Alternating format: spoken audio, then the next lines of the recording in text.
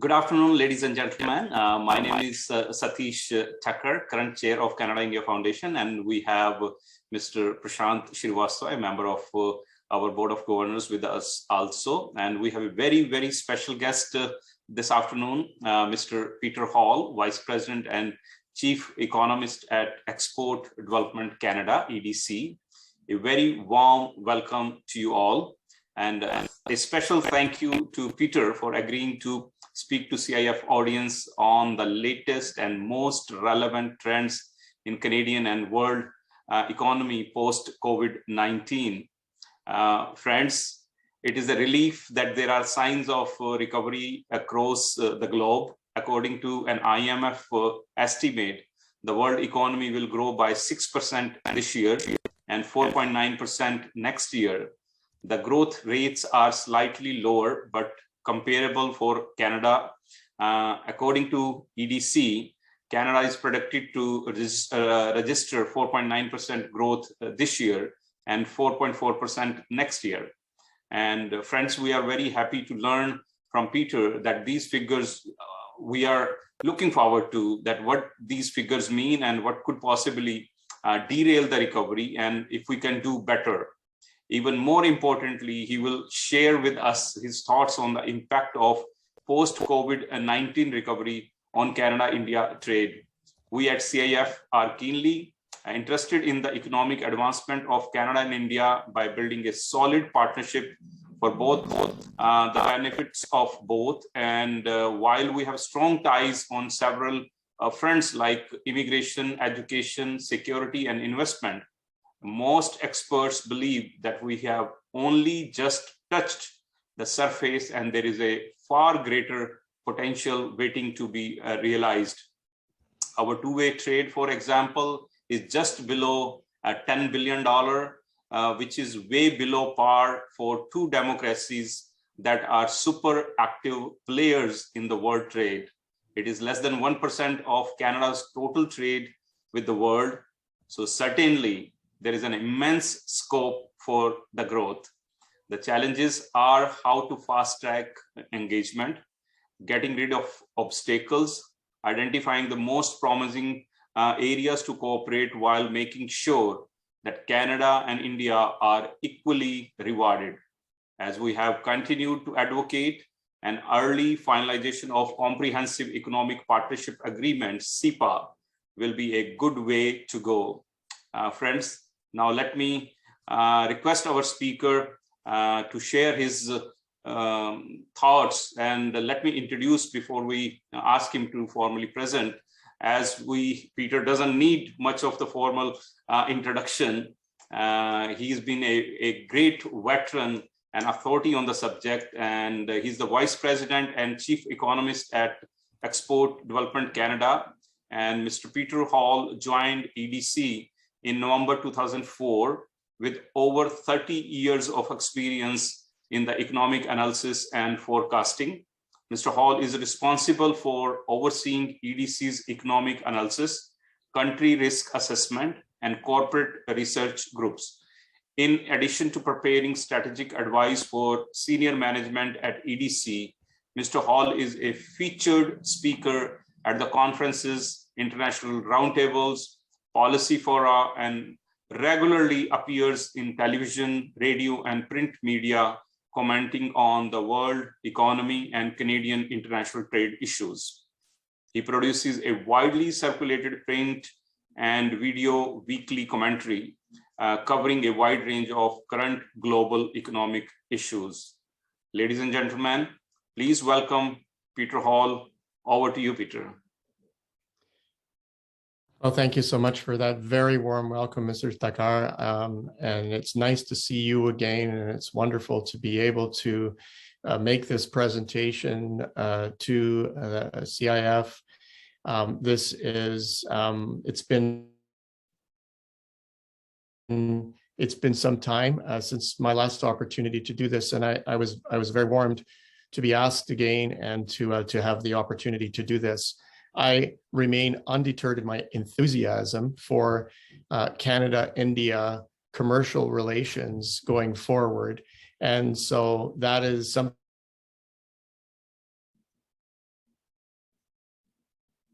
something that you will hear from me again today, observations about the world economy, because it's entirely the outlook for trade between India and Canada, of course, is entirely dependent on the world situation, getting back up on our feet again, getting comfortable with where it is that trade happens to be. And so I want to lay a foundation for that. And then I really want to culminate to the points that I would like to make about the Canada and India prospects going forward. So I'm going to share a presentation deck with you this afternoon, and I certainly welcome any feedback or interaction on this as well as we go through. And so this is a picture that I took when I was in Mumbai quite some time ago. It was from the top of my hotel. And I think that those of you who are familiar with it know exactly what hotel I was in. I've entitled this today "To Immunity and Beyond." And the reason for that is that's really the thing that is standing in the way of the resumption of interaction between our economies and indeed trade interaction right around the globe. And so I'm very happy to say that we are getting to that point, and that is very exciting. And of course, the world economy is rising to the challenge of that at the moment. But any presentation like this has to start with the pandemic. Pandemic data have become the leading indicator of all leading indicators of the economy, because of course, as we've gone through waves of COVID, as infection rates have gone up, economies have shut down, either locally or globally. Thankfully, the global one was early in the game, and they've been mostly local ones since, but they've been quite punishing to the economy. So infection goes up, economy goes down. Infection goes down, economy comes back up again. And these are the waves that we have been riding, of course, since the pandemic actually hit. Well, how are we doing on that score then? If the pandemic is topic number one, let's get right to it. We can see that this is a success chart because, of course, what health authorities have told us is once we get to herd immunity, we are really at a point where the economy is positioned to open up again. And the more economies that we actually have, the more populations that we have that are in the upper part of this chart, the better. And of course, we see these results, and these are beyond our wildest dreams, really, even 6 months ago. To see this rate of vaccination around the world is really quite a heartening thing. Canada used to be top of the list. We have actually slipped down in the rankings here, but there's nothing to worry about there. Our numbers are very strong in terms of first and second vaccinations. India was harder getting out of the gate in terms of the proportion of those vaccinations. Of course, India has a greater challenge than most other places in the world because proportionately to get the numbers up requires hundreds of millions of vaccinations to actually be administered. And so India has done a Herculean task of actually getting to this point on the chart. And India, by anybody's counts, and the Chinese data are hard to come by, but are either the first or second in the world in terms of total vaccines administered. And so it's quite an achievement to actually get to that point. And so what we were told is we get to this point pretty much around the world. And even if all economies are not there, getting a critical mass of economies up to the top of this chart is really a long way to achieving global herd immunity. Now, herd immunity is a combination of two things. It's a combination of non-lethal infections and immunizations. And so there is something actually in the back of this that gives us courage to believe that the actual herd immunity is doing better than these vaccination charts would show us. And of course, this is a rather chaotic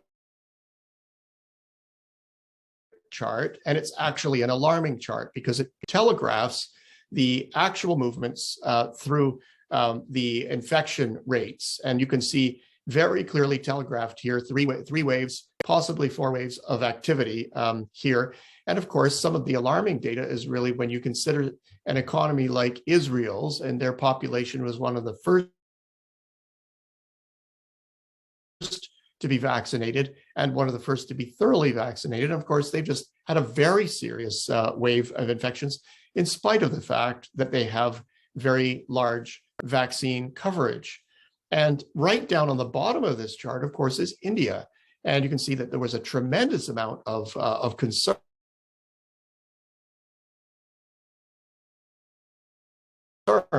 when in the middle of this year, there was a lot of very serious activity.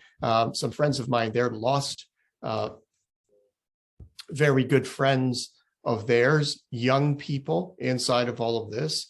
And my condolences go to anybody in the audience here who was similarly affected. It was a traumatizing event, and it created a lot of worry about India's program, a lot of loss of confidence in the program.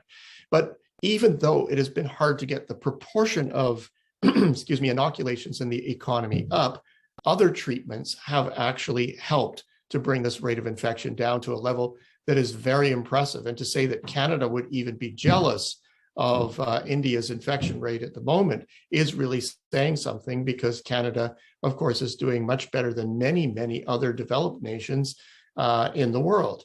And so here is where we sit right now. Now, I stop at this point to say that there still is a lot of concern about all of this, because if you can see the United States numbers and the numbers for Germany right now, and places like France, the United Kingdom, are all rising again. And of course, this is causing a lot of difficulty in these populations, in these countries. And Europe is now contemplating the need to have further shutdowns. And of course, Austria has gone ahead and done this, and Germany is, getting ready to do it again. Of course, the European people are not happy at all, because they were told that once they get to this level of vaccination, this should not be a problem. And they're really quite tired of lockdowns. And so they're not putting up with it this time. And those who are, as far as I can tell, protesting are vaccinated as well as unvaccinated people. So this injects concern into the economy, because of course, if we're in for another round of lockdowns, we're obviously not through this thing, and we're not through the very damaging effects that it can have on the economy. Well, I believe that actually most economies are going to decide just to ride this one through. And why is that? Well, from what we can tell, rates of hospitalization and mortality rates are down. And that being the case, the economy can continue to operate in an open way, and we can continue to manage the pandemic. Now, that's the assumption that we are making inside of this forecast, that the pandemic is going to go on, and that it's going to continue to go through waves of activity. And one of the reasons it's going through a wave of activity now is, of course, in the north, it's the cold and flu season. And so it makes lots of sense that this would actually be going on. I probably spent too much time on this. I did want to show Canada's data here, and I also wanted to highlight how impressive India's numbers are. So at least in terms of Canada and India, it doesn't look like we're going to be locking down anytime soon. So that might be one of the key reasons that we should be thinking about free trade agreements, and we should be thinking about augmenting trade and investment activities. All right, that's about it for the pandemic. I'll make one or two more comments at the end of the presentation on this, but let's sort of put that behind us and ask ourselves a question. Okay, if that's how the pandemic is going, how is the economy doing? And I'm very happy to start with consumers, because they are the bulk of the economy, 60% of the economy in most cases, 70% of the case of the US. So let's talk about the US numbers first.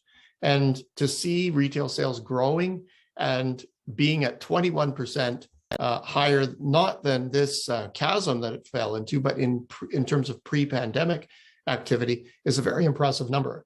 And this is not US consumers who are full of debts and doing all kinds of crazy things like they were ahead of the global financial crisis. This is a much better structured US consumer. So we're very happy to see this. Canada's up 10%.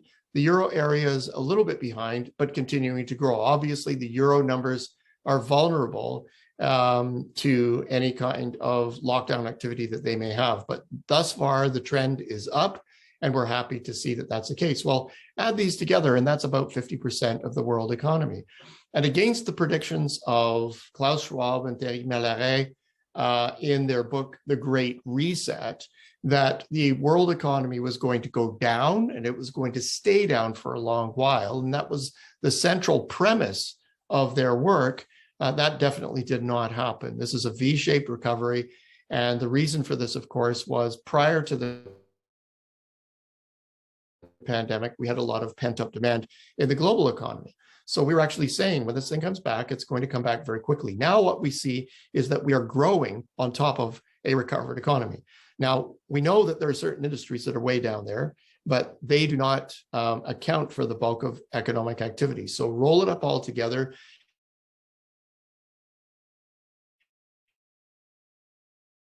And between the industries that are doing so the world's consumers are in good shape, and this would indicate the world economy is in good shape. Is it just, is it just consumers? No, thankfully it's not. We see the same pattern of growth in global trade. So you see that V-shaped recovery, and then you see that it's growing on top of that. Now, the advanced economies of the world are not growing, but the emerging economies are. And so they're well above what was happening before. And of course, this has not been lost to us at EDC. And we're looking at this activity and saying, this is very encouraging, because this is, of course, more and more where we are focusing our business. So we're very happy to see this. Now, it does have a downside. The uneven growth is actually causing a dislocation.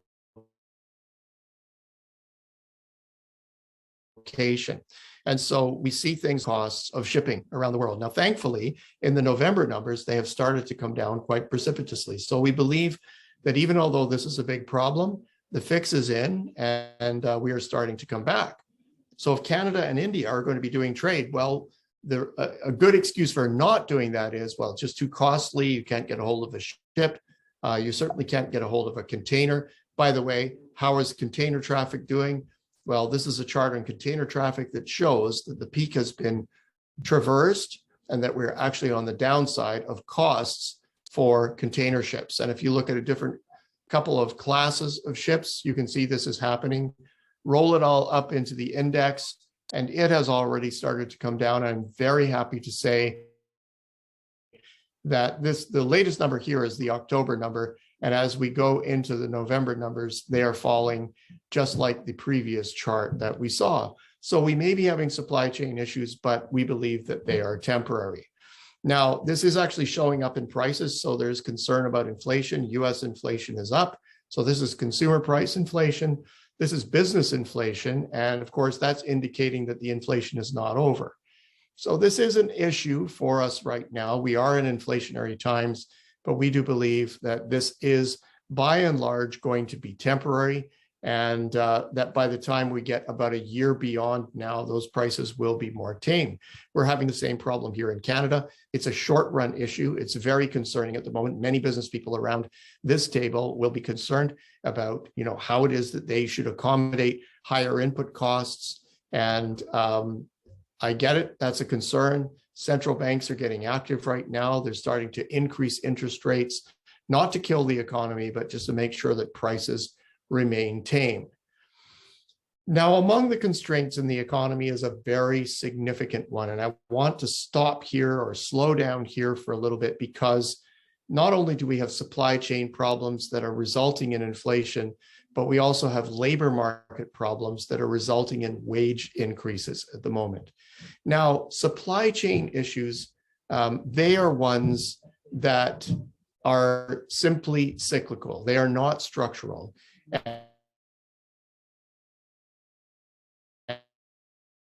And so we do believe that by the time problems are going to have sorted themselves out, it doesn't matter if you're talking about copper or oil and gas or wood, or if you're talking about semiconductors or other higher value added activity like automobiles, we believe that generally we are going to be in much, much better shape by the time we get to the second half of next year. So for mid-year 2022 onward, we believe things are going to be much better. Now, such is not the case for the labor market. The labor market problems are ones that are more structural in nature. So here's the unemployment rate for Canada right now. And folks, by anybody's measure, this is extremely tight. And you know, what is frightening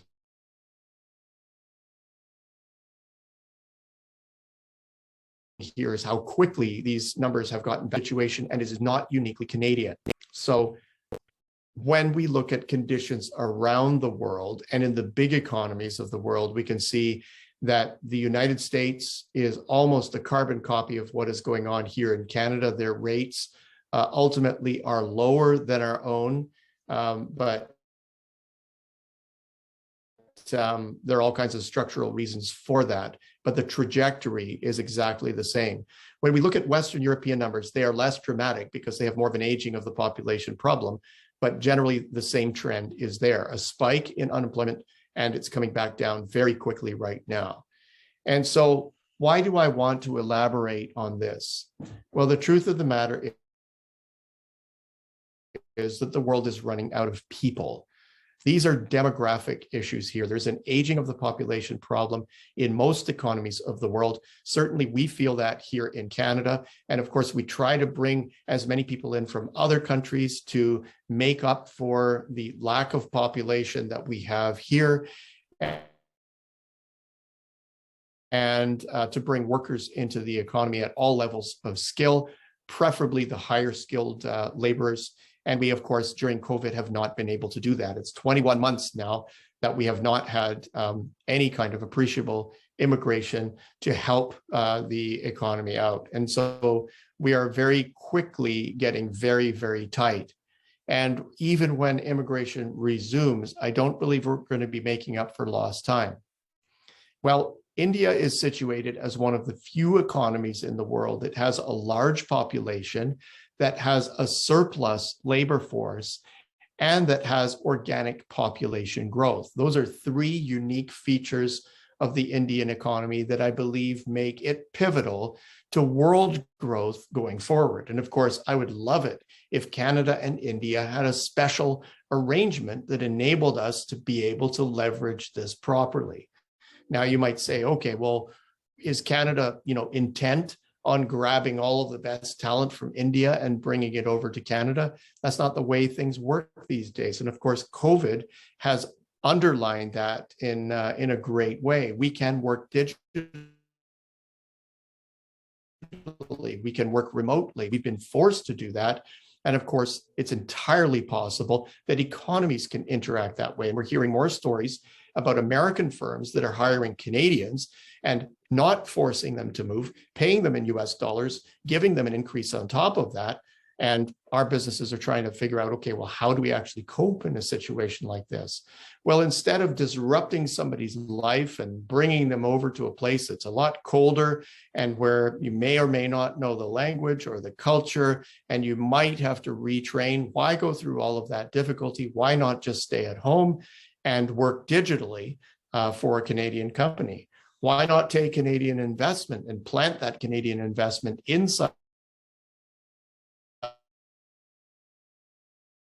of India, where there is ample company that has access to all of this labor and so forth? Well, I believe that's a great part of the strategic thrust of India's growth as we go forward. It's going to be very much about the world's needs for labor and the fact that India has an ample supply of that increasingly rare element of the economy.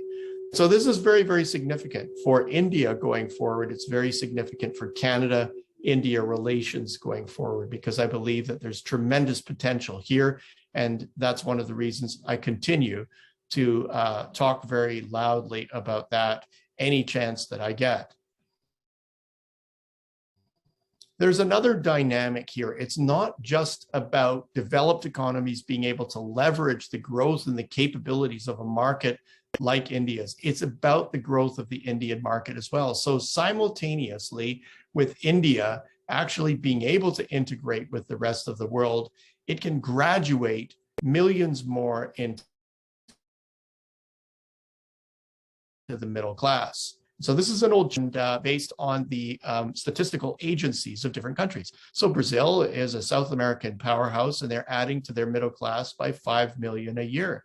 Indonesia is adding 7 million a year. Those are impressive numbers, but they are nothing like the numbers that we see in India. India is adding to its middle class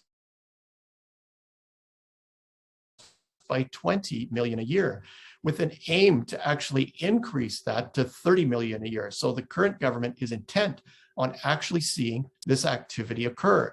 Well, once we start to get up to numbers like that, this implies a tremendous amount of domestic growth. And so this is not just about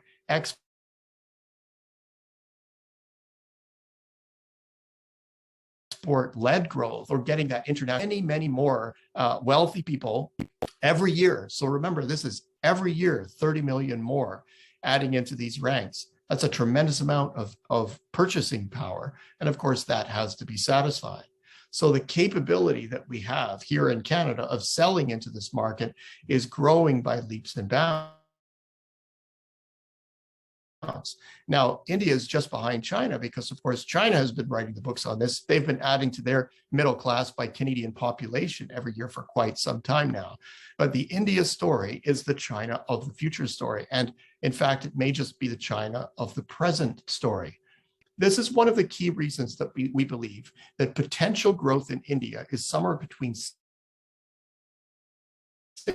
and 8% a year. And potential growth is that long-term annual growth that is based on 3 factors inside of every economy: labor, the amount of capital in the economy, and the amount of productivity in the economy. Think of productivity as the way that labor and capital come together to make things. And that's the efficiency with which they do that. So based on those 3 factors, India can grow right now repeatedly into the future by between 6 and 8%. And that number is now above China's. And as long as India is able, through its government forces, to actually enable this growth going forward, then that is the growth that is achieved. And I would turn you to a 2006 paper that I wrote jointly with Stephen Polaz on this very issue. And that was, of course, when India was not realizing these kinds of growth rates. And so we wrote this paper and said, what do we believe is the actual potential output of India, provided that, there isn't that political red tape, and provided that there is enough infrastructure inside of the system. And so I'm very happy to see the kinds of growth trends that are occurring now, because of course that paper was a little bit ahead of its time, and some of our own people in our own department were very concerned about us going out with a paper like that. I'm very happy, and I'm sure Mr. Polaz is very happy to see that the predictions in that paper are actually coming true now. So this takes us then to a point of strategy. Because I believe that there are 2 monumental factors that are contributing to a long and strong rate of potential growth for India. Number 1 is internal. Aspirations of average Indian people, and mostly the average is in among those who are very poor. More of them have devices through which they can see the rest of the world. And that creates a creative frustration inside of the soul of individuals that makes them want to achieve more than they actually have in their lifetimes. Now, I know that sometimes culture stands in the way of this, but that culture to change that culture. And when that culture change comes together with an aspirational shift among all the different classes and castes inside of India, well, this is a brand new story. And if this is really an engine that is going to be unleashed on the Indian economy going forward, then I have no problem saying, yes, India definitely is the China of the future, and perhaps the China of the present. We may be in the future now, and this is certainly something that one would want to enable and that one would want to leverage as we go forward. Well, those internal aspirations are not enough on their own. And I believe that it is external pressures that will actually, in time, as there is a tremendous amount of push internally to achieve the aspirations that regular people have. from the other side, there is a need externally. Now, I spoke about developed markets actually needing a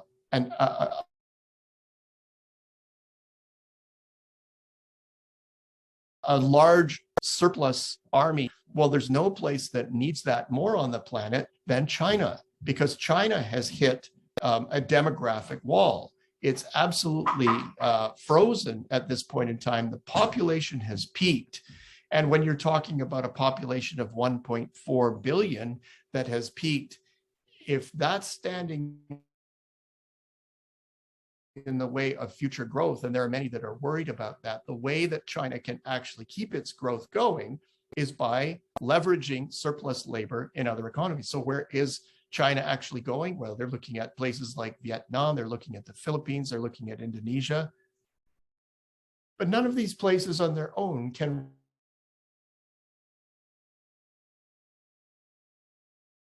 really absorb the amount of growth that China to be seeing. China and India coming together more, because the synergy around that kind of growth or that kind of relationship really is very mutually beneficial. And as long as trust can be developed between these two superpowers, then we, in all likelihood, would see a cooperative relationship there that's a commercial relationship and a very lucrative one. Well, I'm looking in on this and saying, that sounds very good to me. What role can Canada actually play inside of all of this? Well, what role is Canada actually playing inside of this at the moment?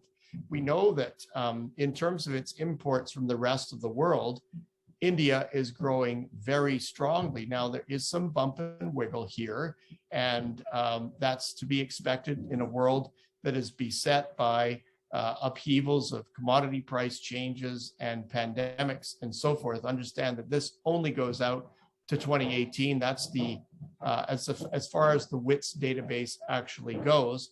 How does Canada factor into India's import story? Well, on a compound average growth basis, almost bang on. And so these are both growing at a compound annual rate of about 14%. So Canada is in there. Now, these are index values. Canada, as a share of India's total imports, is only about 0.7. So there is the capability of outgrowing this if we shift our strategy towards enabling the Canada-India commercial flows. Now, one of the areas where that's already happening right now is one of those leading edge areas of the economy right now, and that is shipments of food. So India imports a lot of food from all over the world, and the compound rates of growth of this are phenomenal, over 16% every year from the rest of the world. So that's a very, very strong need. And of course, as the middle class continues to grow, this will only be accentuated. All right, how is Canada doing? Well, Canada is actually growing at a compound average growth rate of 19% a year, just in terms of food alone. So this is very exciting. And I believe that this is one of the areas where Canada has the greatest prospects, but it absolutely does not stop here. There's a whole range of services. And of course, as we can see from the aggregate chart, there are other things in there that are obviously growing very strongly as well. I don't know about you, but I would rather be in an economy that was growing 19% a year in terms of what it wanted from me, as opposed to an economy like our own, which, you know, we're looking at 1.6, 1.7% average growth a year in the long term. This is the kind of dynamism, of course, that I believe is very enticing for Canadians. Leverage this more than Indo-Canadians who are involved in this very aggressive growth here. And let me emphasize again, I don't believe that anytime soon this growth is going to slow down or stop. So this brings us, I guess, to the conclusion of this presentation. You can see here how bullish we are on the India growth story going through 2022. Now, these are fiscal year numbers, so they're a little bit different than everybody else's. A lot of that growth is actually happening in 2021, but that's a good launching point for a very bright future. And of course, Canada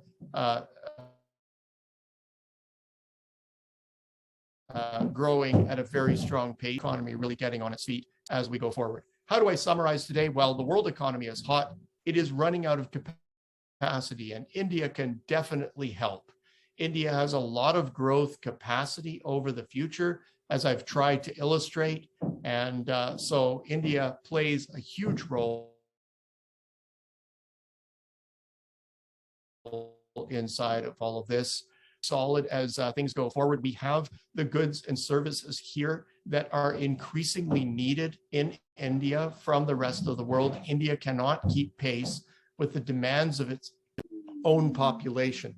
And so this will be a marketplace that only grows in terms of what it needs over time. And I'm very excited about that. I am super excited to let you know that just very recently, EDC embarked on a 10-year strategy where we were looking at our portfolio of the future. And along with China and Southeast Asia, India has actually made it into the list of countries that we are going to focus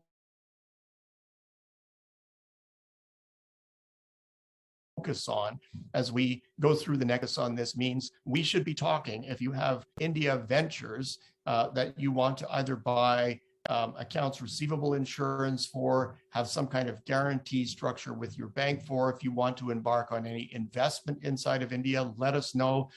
We are very keen on being able to support that kind of business, the Canada-India business going forward, because we are very intent on coming through with our strategy and achieving the targets that we have made. So not only is this an idea coming off of the desk of the chief economist at EDC, this is something that is shared by all members of the senior executive team, and we are intent on forging ahead with that. So we have lots to talk about with you as we go forward, and I'm just delighted to be able to announce that today. What are some of the risks? We all are still dealing with the pandemic, and so we have to make sure that that is job one, getting us through to the point of herd immunity. It was already mentioned in the introduction, the movement that is happening with respect to the CIF free trade agreement between Canada and India. Boy, I couldn't see that happen soon enough. This has been a long time coming, and it would be great to see some movement on this score. And of course, EDC would be very happy to see that, given the position of India inside of our strategy. We are always going to be dealing with the risk of political uncertainty. So crop years can be good, they can be bad. There is very great sensitivity among farmers in India that sometimes leads to action being taken against those who would ship foodstuffs into the Indian economy. So that political uncertainty is something, and of course weather uncertainty as well, is something that we can't account for, but we need to understand that it is very there, it is latent, and we need to deal with it. When it comes, of course, quality considerations are paramount. This is a world that is very worried about phytosanitary conditions, particularly of food supplies. And in a COVID world, of course, that's even more so the case. And so I just wanted to highlight that quality considerations are something that are very much a trade issue. They can sometimes be a non-tariff barrier. That's something that we want to shield ourselves against going forward. A presentation on India would not be complete if we were not talking about infrastructure. And so it is critical to being able to deal with the Indian economy. It's also critical here in Canada. We have an infrastructure deficit, and we have I believe, a particularly large deficit when it comes to future we have right now. So that's going to continue to be a risk. And of course, we need to make sure that that infrastructure is in place, because if trade really takes off, we don't have the ability to cope with it. And finally, I would say as well, no Canada-India presentation would be complete without mentioning red tape and bureaucracy getting in the way of commercial activities that are going on. And Canada has not had the greatest experiences. EDC has not had the greatest experiences with respect to this. And so we hope that the opportunity cost of bureaucracy would be very much revealed, and that we would be able to move forward in a world with far less red tape that enables the Canada-India growth that brings lots of prosperity to both economies, but that really helps India to see itself through to much stronger growth going forward and on a permanent basis. And so I am very hopeful for what we could be doing together. I am undeterred in my enthusiasm for the Indian economy, in spite of some of those things that may come up from time to time. I'm very, I hope that you take some comfort from that inside of this presentation and from EDC's actual position on this going forward. So I want to encourage as much of this kind of activity that it goes beyond talk and we actually do something about all of our capabilities as we go forward. And of course, EDC is very ready to stand behind that. That brings my comments to a close, and I will pass it back to Mr. Thakkar. Thank you very much. Thank you so very much, Peter. That was a very insightful presentation, and I'm pretty sure like our audience have all enjoyed it, and I'm seeing a flurry of questions, which we will discuss just now. To begin with, one question being asked that if you could shed some light that what are the sectors which are poised for the Indo-Canadian trade boost currently? Sorry, can you please pose just the last part of that question? So what are the sectors that? Yeah, for Canada-India trade side, what sector you think are the focus point for enhancing the trade between Canada and India? Yes, well, I certainly believe that one of the great concerns of the Canadian economy, of course, or of Canadian policymakers and Canadian business people, is the very extensive amount of trade in food that we do, Canada to India at the moment, and securing that has been a priority for a number of years. And it's understood why decisions are made the way that they are, but it's intensely disruptive for Canada as we go forward. And so it's very important that we secure that kind of trade as much as we possibly can. But it goes well beyond that. This is a world where there is a tremendous amount of concern about safeguarding intellectual property. So being able to actually converse with a highly technical Indian economy is something that, of course, Canada would love to do and do more of. And so that has been a long discussions between ourselves. These are the hot buttons of trade. So intellectual property, the trade in agriculture. A third one is trade in services. The capability of Canada and India to vastly increase services trade is really big. So the things that we have done in the past, like trade in education, the trade that happens on the healthcare front, the trade that is occurring even to date on engineering and enabling Indian infrastructure and so forth. These are all key sectoral elements of Canada's trade strategy with India, and of course are pivotal inside of securing any kind of, whatever trade arrangement is finally hammered out between our economies. Those are very, very important sectors. Oh, thank you. And Peter, we recently hosted a delegation from NASSCOM. As you know, NASSCOM is the representative of all the technology companies, and we saw a very huge excitement on Canada front, basically to expand their footprint. And on Prashant, like he focuses on the education sector, I'll ask Prashant to shed some or share some of his thoughts. The international students which are coming to Canada currently, what are right now Are we at the peak level, or what kind of potential we have further, and how it can contribute on Canada-India trade corridor side? Prashant, over to you.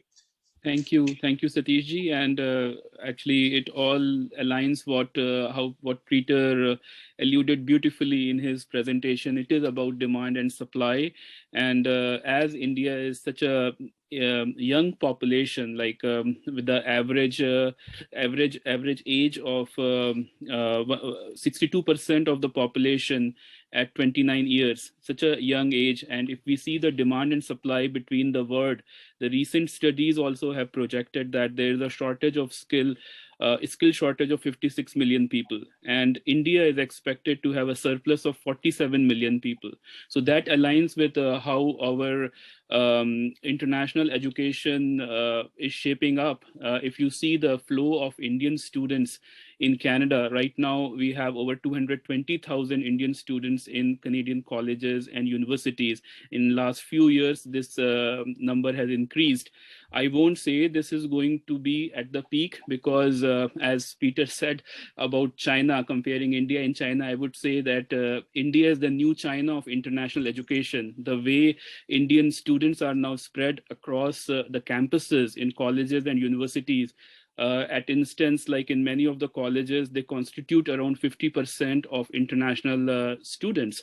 So, and with this younger demographic, this trend is to be there at least for a few years. So I won't say that we have reached to a peak. I think we have reached to a point where we have started giving that importance and prominence to India, as Peter also mentioned that in his EDC strategy as well. So overall, I see that this growth relationship is going to continue, and the students will be spreading across Canada in different geographical jurisdictions. And Canadian strategy with respect to immigration also aligns absorbing these students. As the international students become better immigrants, they get trained into the Canadian education system, and then they contribute to the skill gap in the Canadian labor market. So I think this momentum will continue, and I am really thankful to Peter for his presentation and enlightening us with all the graphs and presentations in the session. Thank you.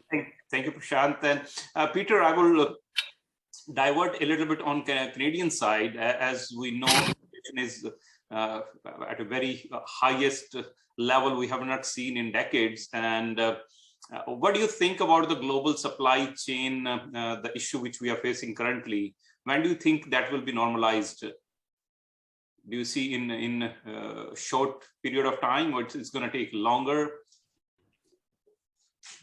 It's a very excellent question, and it's one of the most oft asked questions at presentations that I do. The best that we can tell at this point in time is that it's going to be in the second half of next year that we believe supply chains will settle down. So I could just leave the answer there and people would say, well, that's interesting, but I do believe I need to say something about why.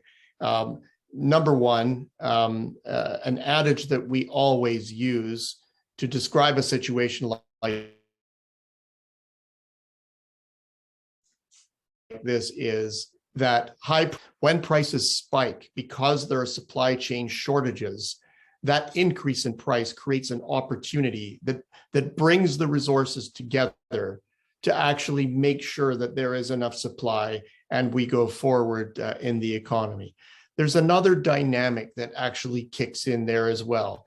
As those high prices increase, of course, depending on how constrained the supply of a particular product is, you get entry coming into the industry. Now, there's a classic example of that happening right now because nobody can get their hands on semiconductors.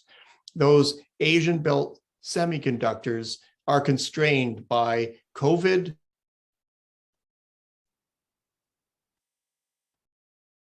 by the planning that's actually going to come back, by shipping constraints themselves, and probably a few other factors. So what the US and European economies have said is, look, we are tired of being dependent on those being produced somewhere else we need to create domestic productive capacity for that. So subsidies are now being handed out in Europe for the creation of semiconductor plants so that there is something that is homegrown that can actually service the local market. The United States is doing exactly the same. So that's a classic example of the kind of entry that comes into an industry when it can't meet the needs of the rest of the world. Now, is there enough supply to do that? Yes, there is. I believe there is. We currently have enough supply. But the thing is, when you own the product that everybody wants and the price of that shoots up, well, you make lots of money. So if nobody else acts inside of the system, then you want to keep making as much money as you can for as long as you can. You almost want to perpetuate the shortage, but you absolutely don't want others entering into the industry. So that's the greatest incentive for these semiconductor producers and anybody else that has a scarce resource right now to make sure that the market is properly supplied. Because mark my words, if that new supply comes in, we will be oversupplied and the prices will plunge down to a level below what they were before. One way or the other, you and I and people like us get the supply that we need. So that's why we believe there's lots of built-in incentive inside of the economic system to actually get over this situation and to get back to supply chains that function normally. So some people say, oh, it's going to be about 18 months out. I don't believe it. I believe that those mechanisms are actually already acting to help us get through this supply chain problem. There is enough capacity. I want to emphasize that. There is enough capacity. It's just in the wrong places right now, or it isn't being properly leveraged. Once we get to that point, then supply chains will be much more on their feet. Thank you. And on another side note, if you could also expand on the current real estate environment in Canada, and what do you see? Affordability is always a buzzword we talk about all the time. And what's your views on the current environment of the real estate and how that will be continued? Well, first I have to. It's a great question. It's a very popular question these days. But me coming from export development Canada, it's not my real purview to be analyzing the domestic housing market here. But of course, when we're exporting into the United States and demand in the housing market there drives what it is that we do, well, I have to pay a lot of attention to the US housing market. So if I have to pay attention to the US housing market, then I also pay attention to the Canadian housing market. How's that for justification here? Situation of the US housing market. And that's very unusual. Mostly when their market is high, so is ours. When their market is low, so is ours. Right now, their market is relatively low. It's got a lot of pent-up demand. Our market right now is in bubble territory, badly. And it's not just me that is saying that now. Several of the banks are saying this. The Bank of Canada itself is quite concerned about the irrational exuberance that seems to be in our housing market here. And we also are faced with Canada Mortgage and Housing Corporation having come out with a recent report that says, look, there are more markets in Canada that are actually highly vulnerable now, and they don't like what it is that they see. Building has been far in excess of our demographic demand for a long time. And so I do believe that there is going to be a bit of a shakeout in the market as we go forward, but it's not going to happen immediately. At the hint of interest rates going up, there's usually one last gasp of activity. And of course, we are in a situation right now where many people still had their jobs during COVID. They had far less to spend on. And so that extra money they weren't spending was accumulating inside of their bank accounts. And currently we have extra money in Canadian bank accounts that adds up to somewhere around 14% of GDP. So that's a lot of pent-up spending power. And so I don't believe that our housing market is going to go down immediately, but I don't think it's going to last forever. I would say within the next 2 years, we are going to have a fairly major housing market event here in Canada. Thank you. Good to know. And another question, Peter, is that how, as we Indo-Canadian, can help, and how much role EDC plays in finalizing, India-specific trade policy, and how Indo-Canadian we as business owners can help in kind of furthering that kind of advocacy. Well, if this is something that is really wanted by many people, then it's generally something that our leaders will try to see through. There is always a degree of doubt on both sides of a trade agreement that is mostly brought about because of lack of knowledge of the situation, lack of understanding of how the commercial relationships would work, lack of understanding of the opportunities that are actually there. And so what I believe Indo-Canadians can do is raise their voice in Ottawa, raise their voice at the provincial level as well,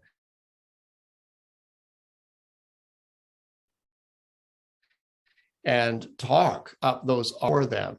But I think that Indo-Canadians can do another thing as well, to the extent that contacts have been preserved over in India, to advocate for the same there. It's very difficult to overcome the trust factors that, that exist when hammering out something like this. And although I know there is a tendency to have a wide variety of opinions among particular groups of Indo-Canadians, it's a very, very important thing that on an issue like this, that they could come together and amass and speak with a singular voice around free trade, together stronger, and mobilizing those who are on the other side of the transaction here, not just Indo-Canadians, but those in India as well, bringing that together and the collective voice actually making something happen. I think it's a very powerful thing. And of course, there are non-Indo-Canadians like myself who are very, very ready to pile in to an initiative like this and to speak very loudly for it, because of the numbers that justify it, of the opportunity that is just left sitting on the table because we can't come together and forge an agreement like this. So I remain undeterred in my optimism that we will see the day when things will come together, and that it might show the rest of the world, which has become very protectionist inside of the pandemic way of doing things, to demonstrate to them that free trade is alive and well, that globalization is alive and well, and that those who understand that are actually inking deals at this point in time. I think it would be a tremendous demonstration to the rest of the world that we are still intent on leveraging the gains that both sides very clearly get from this kind of trade. Excellent. Thank you, Peter. And we just want to reiterate that at Canada India Foundation, we are working day in, day out on this front, that how we can gather the support. CIPA, as you rightly said it, it's long overdue. And I was part of the advisory committee back in 2015-16. Now starting the discussion started almost 2011-12, and we are almost a decade after, but no much progress further. I think we all collectively have to work together, that both countries will gain immensely once that CIPA is being finalized. Another question last, before then I would request Prashant to say a few words and deliver the vote of thanks. You just recently mentioned that you have a 10-year strategy document. Is it in the public domain? Not yet. We are releasing that in stages at the moment. It's very well articulated to EDC staff members, And I believe that there is some material on that on our website at the moment, but we have a new branding strategy that is coming out. And so I've maybe leaked a little bit of information to you ahead of time. And I'm going to have to ask everybody to be very patient with us as we go official with that. But I wanted to give you just a little taste of what it is that is actually a very prominent part of our upcoming strategy release. Thank you. And on the same note, I have another question to ask is that some of your advice that how or can be the biotechnology or food technology be expanded at the bilateral level? Like a lot of, as you mentioned, a lot of food imports are happening in India. On the technological side, how that can be expanded. So some of your thoughts, if you could. Right. So the traditional food trade is very raw trade that is going on. I think that the way that we are thinking about things writ large here in Canada is an end-to-end story around the agri-food sector, which includes raw products, processed products. It includes fertilizer. Now, fertilizer trade is really about the enhancement of the other country's agricultural system. A fourth element is food science. And so the trading in the technology of food is also very pivotal as well, because at the same time as we can provide food for India and other countries in the world, we can also provide the means of actually growing that food more locally in a more sustainable way and in a way that is resistant to different blights and molds and mildews, depending on how a particular monsoon season might go. That could be very, very useful. And also to get those yields per acre up to the point where the land is as productive as it possibly can be. And the final element I would actually say is, well, Canada has quite a comparative advantage in farm machinery. And so again, this is another means of actually bringing technology to India in terms of its own domestic food supply. Now, that's always been a difficult area to go just because of how land use and